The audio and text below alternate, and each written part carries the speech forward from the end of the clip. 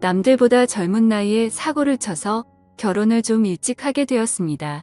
그래도 가장의 책임감으로 어떻게든 잘 이끌어가 보려고 노력했는데 난데없이 처제가 나타나면서 제 결혼 생활이 뒤틀려 버리게 되었네요.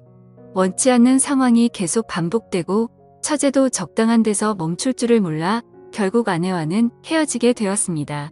말씀드린 것처럼 어쩌다 보니 속도 위반을 하기는 했지만 그렇다고 해서 전처와 철없이 사랑만 했던 것은 아닙니다. 당시에 전처를 향한 마음은 진심이었고 처제가 저희 앞에 나타났을 때도 저는 전처를 진정 사랑했기에 그렇게 행동할 수 있었던 거죠. 아무튼 결혼 당시에는 참 눈치가 많이 보였습니다. 처가에 갈 때마다 기가 팍 죽어서 가야 했죠.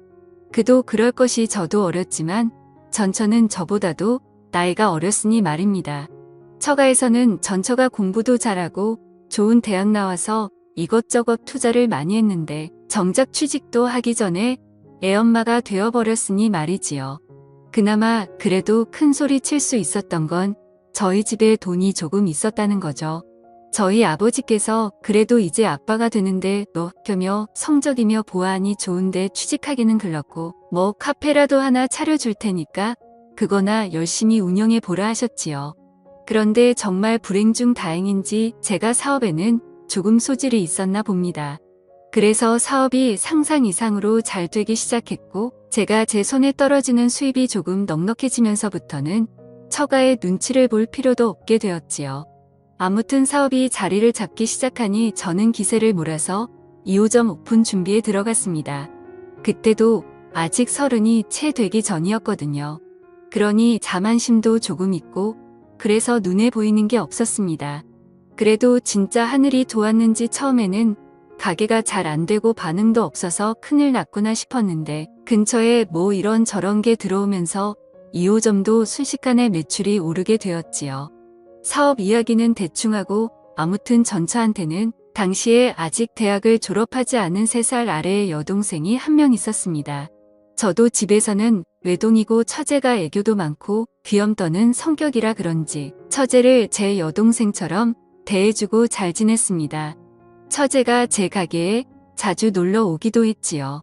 남자친구라고 하나 생기면 가끔씩 데려와서 저한테 인사를 시키고 그랬는데 그때마다 저도 처제한테 커피값만 내주는 게 아니라 용투도 누둑하게 챙겨주고 아니면 기세워주려고 좋은데 데려가서 밥도 먹이고 그랬습니다. 전처는 취직을 하고 싶어 했지만 애 때문에 하는 수 없이 전업주부가 되었지요. 그래도 그때까지만 해도 전처가 육아 스트레스나 뭐 자기 꿈을 포기했네 어쩌네 하는 스트레스로 저한테 짜증을 내거나 투닥거리 한 적이 몇 번 있지는 않았고 대충 잘 지내고 있던 시기였지요. 그런데 장인의 건강이 나빠지면서부터 모든 일이 꼬이고 말았습니다. 전처랑 아이가 생겨서 결혼해야겠다고 찾아갔을 때는 당장 마당에 있는 나무를 뽑아다가 저를 묶어놓을 기세로 성질을 부리시던 분이셨는데 그만큼 건강하던 분한테 암이 발병한 겁니다.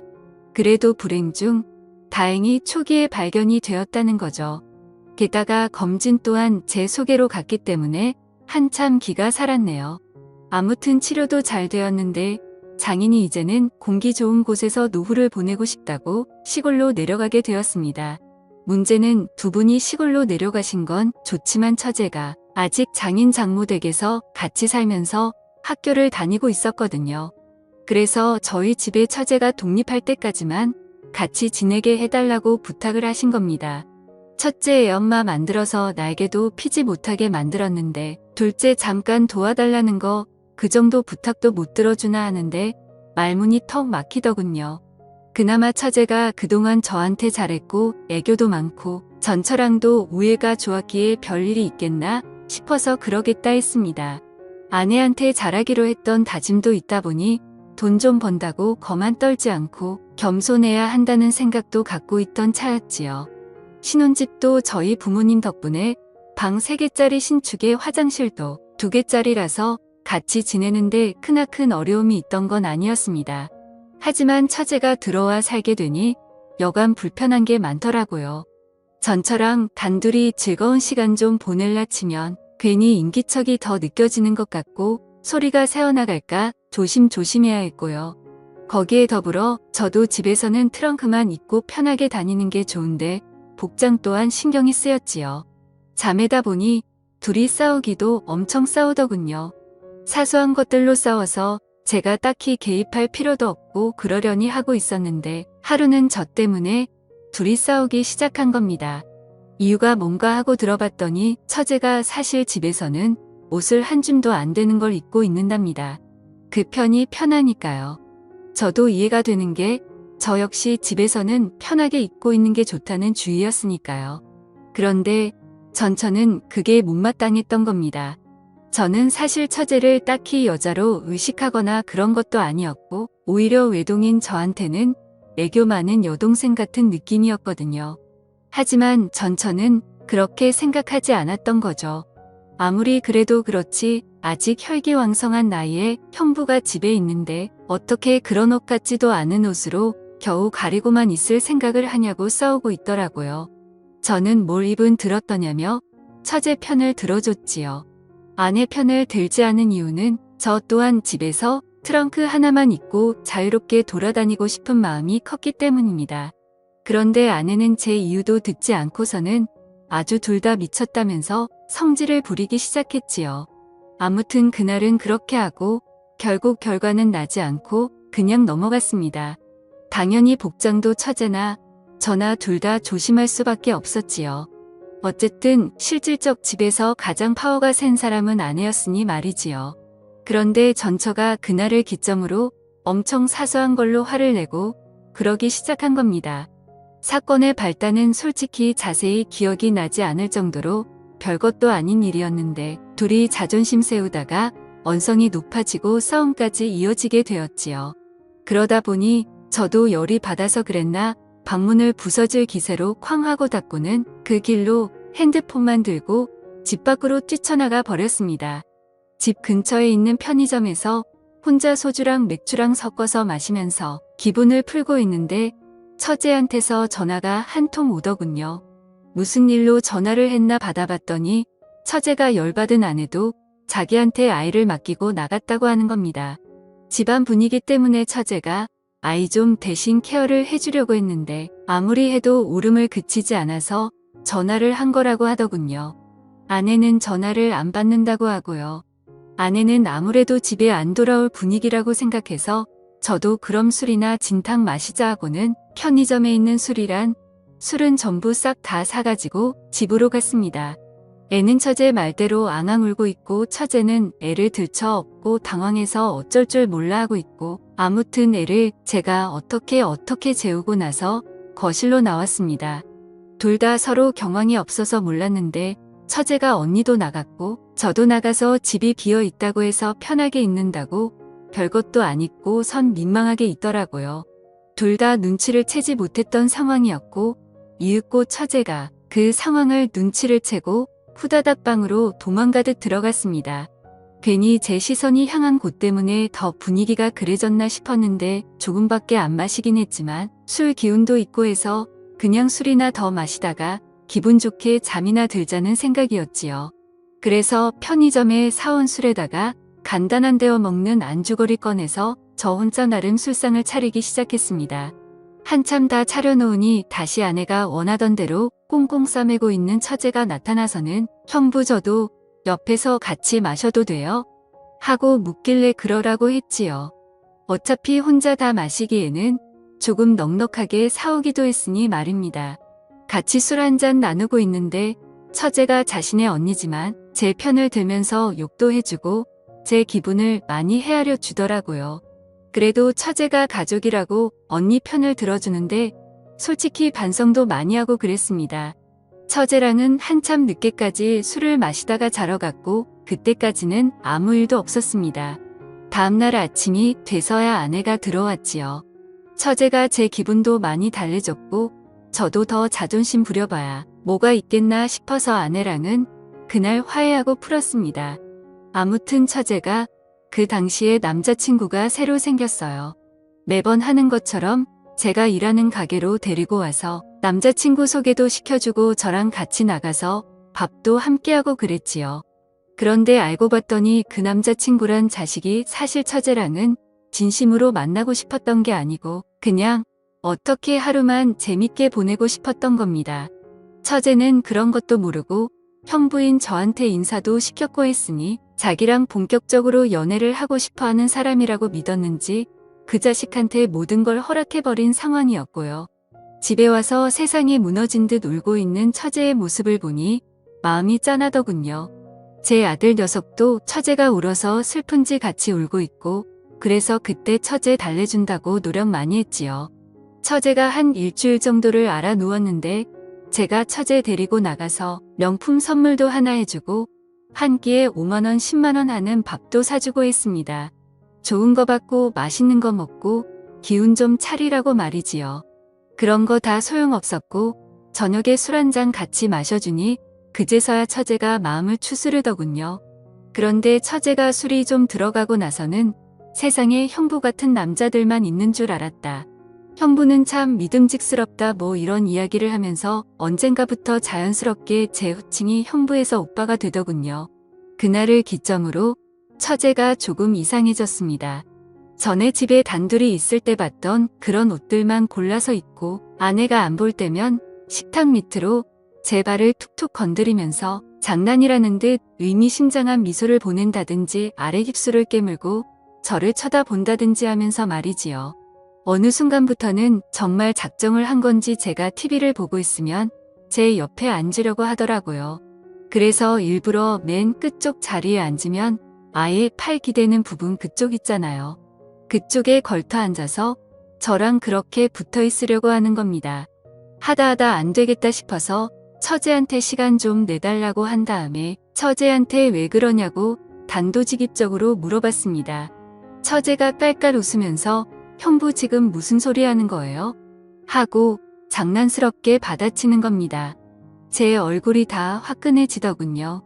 제가 과민 반응을 했나 싶고 첫째 딴에는 정말 별것도 아니었을 텐데 제가 괜히 오버해서 받아들인 건가 싶었지요. 같이 술을 한두 잔 마시면서 이야기를 나눠봤는데 처제는 아직도 그 남자가 그리워서 죽겠나 보더라고요. 정말 자기 인생에 그렇게 좋아해본 남자는 없는 것 같다며 자기를 갖고 놀아도 되니까 그냥 자기 옆에만 있어주면 좋겠다. 뭐 이런 바보 같은 소리를 하길래 처제한테 그건 아닌 것 같다고 딱 잘라 못을 박아줬습니다. 그러니 아주 서럽게 울기 시작하더군요. 차라리 울 만큼 울게 내버려두는 게 맞겠다 싶어서 한참을 내버려뒀네요. 제 예상대로 한참을 내버려두니 처제도 지쳐버린 건지 아니면 더 이상 흐를 눈물이 없는 건지 이내 그치더군요. 처제가 조금 추스른 듯해 보이길래 술 더 마시게 해도 좋은 꼴 못 보겠다 싶어서 처제를 데리고 집으로 들어왔습니다. 아내가 처제 잘 좀 달래주고 오래 서 다녀온 건데 집에 오니 아내는 세상 모르고 자고 있더라고요. 처제한테 나도 이만 자야겠다고 말하고 방으로 들어가려는데 처제가 잠깐만 도와달랍니다. 그래서 무슨 일인가 하고 방으로 들어서던 몸을 돌려 처제 쪽으로 향했는데 처제가 냅다 저를 끌어안다군요. 머리가 너무 뜨거워서 식히고 싶다고 잠깐만 이렇게 있어달라고 부탁을 하는 겁니다. 처제가 기댄 제 어깨에 뜨거운 눈물이 느껴질 정도로 한참 슬프게 눈물을 흘리던 처제였습니다. 그거 말고는 딱히 뭐 무슨 일이 있던 게 아니에요. 한참을 둘이 아무 말도 없이 그렇게 끌어안은 상태로 서 있었지요. 그런데 조만간 문이 벌컥 열리더니 아내가 일그러진 표정으로 내가 이럴 줄 알았다면서 처제와 제가 부둥켜 안고 있는 그 상황을 들켜버리고 만 것입니다. 하늘에 맹세코 아무 일도 없었는데 아내는 막무가내로 나오더군요. 둘이 그럴 줄 알았다면서 있는 대로 성질을 내는데 무슨 일인가 하니 일전에 제가 아내와 대판 싸우고 처제와 둘이 술 마셨던 그날 있잖아요. 그때부터 아내가 의심을 하기 시작했던 겁니다. 제가 사실 집에서 술을 마시는 법이 없는데 그날따라 집에 빈 술병이 한두 병이 아니었으니 말이지요. 집안일은 아내 몫이기도 했고 저도 술이 너무 취해서 뒷정리를 안 하고 잤는데 딱 봐도 그날 저랑 처제랑 단둘이서 술을 엄청나게 많이 마신 걸 알게 되었던 거고요. 아내가 아침에 들어오면서 제 사과는 받았지만 내심 그날부터 아내는 괜히 처제랑 저랑 같이 술을 잔뜩 마시고 말 못할 비밀을 간직하게 된 것이고 그 뒤로부터도 둘이서 계속 뭐라도 있다고 생각하고 있던 겁니다. 그러던 와중에 아무리 해도 사실 처제랑 저 사이에는 뭐 별게 없었으니 들킬 일이 없었던 거죠. 그래서 잘 넘어가는가 했는데 한동안 처제가 그 남자한테 차이고 저한테 끼를 부리거나 이상한 행동을 했던 적이 있지 않다 했잖아요. 그때 아내가 다시금 그동안은 들킬 걸 우려해서 저희가 조심했던 거고 아내 딴에는 이제 시간이 좀 지났으니 괜찮겠지 싶어서 다시 자기를 두고 처제랑 제가 붙어먹고 기만을 하고 있었던 거라 생각했나 봅니다. 그러던 와중에 또 좀처럼 빈틈이 없다가 이번에 아내가 먼저 저한테 처제 좀 달래주고 오라 그렇게 함정을 파놓고 자는 척을 하면서 기다리고 있던 겁니다. 자기가 집에서 자고 있으면 저랑 처제랑 그 자리에서 뭐라도 할 줄 알았나 봅니다. 처제가 아무리 설명해도 제가 아무리 이야기를 해도 아내 머릿속에는 이미 저는 처제와 선을 넘을 대로 넘은 남편이 되어 있더군요. 솔직히 더 설명할 틈도 없었습니다.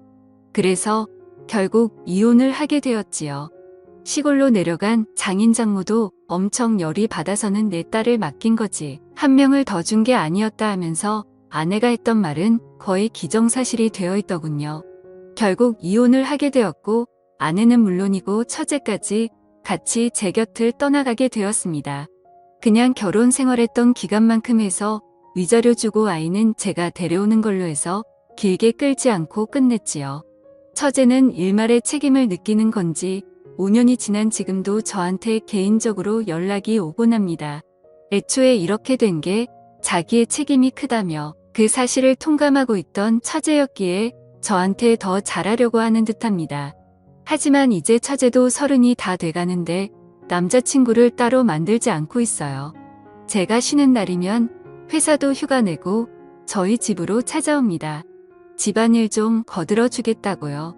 처제가 쉬는 날이면 저 외롭지 않게 해주겠다며 제 가게로 오거나 집으로 찾아옵니다. 같이 시간 보내자고요.